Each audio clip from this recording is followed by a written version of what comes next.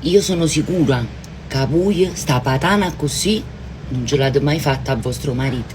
E mo che si mangia che sta patana così, la verità, o fasci pazzo, perché la patana è una cosa seria. Venite a presa a me, pigliate carta e penna.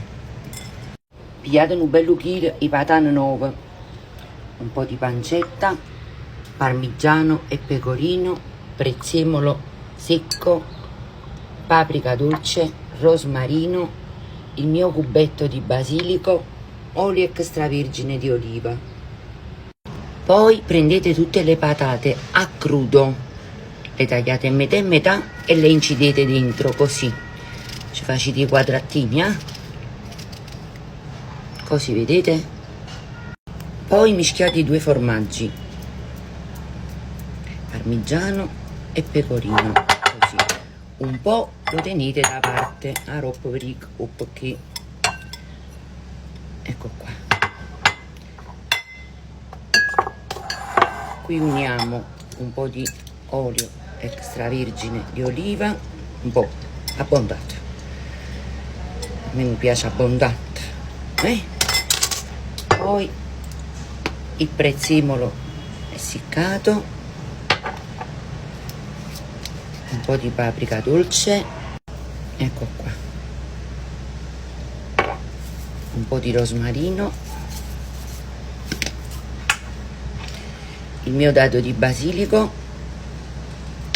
e la pancetta.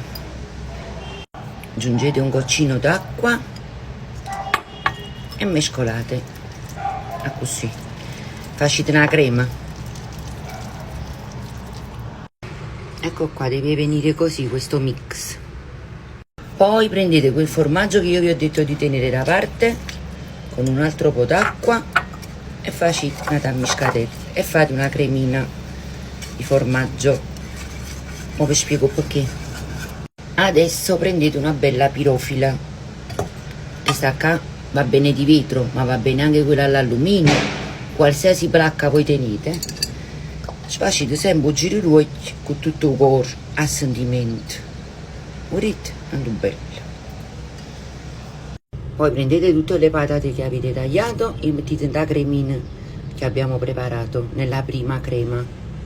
Così, il passaggio è semplice e veloce. Prima passata, seconda passata nella crema di formaggio. 1 e 2 e mettete a panza sotto.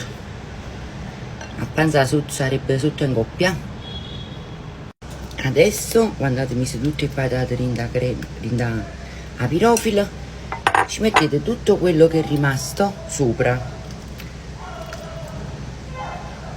Ecco qua.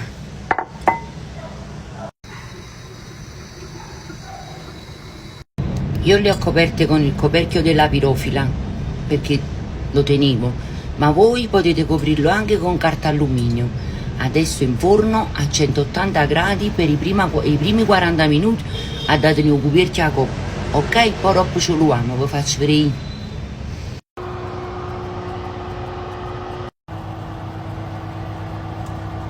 E dopo circa 40 minuti vedete le patate sono belle morbide. Adesso le ho tolte dal forno perché le vado a girare e prendo tutto il sugo e ce lo metto sopra, guardate, così. Ecco qua.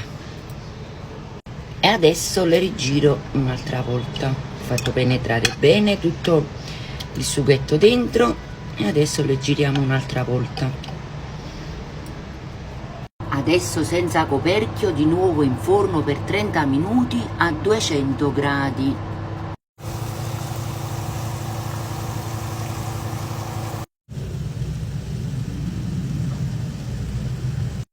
Ecco qua, sono pronte, assaggiamo, sentite la croccantezza? E assaggiamo,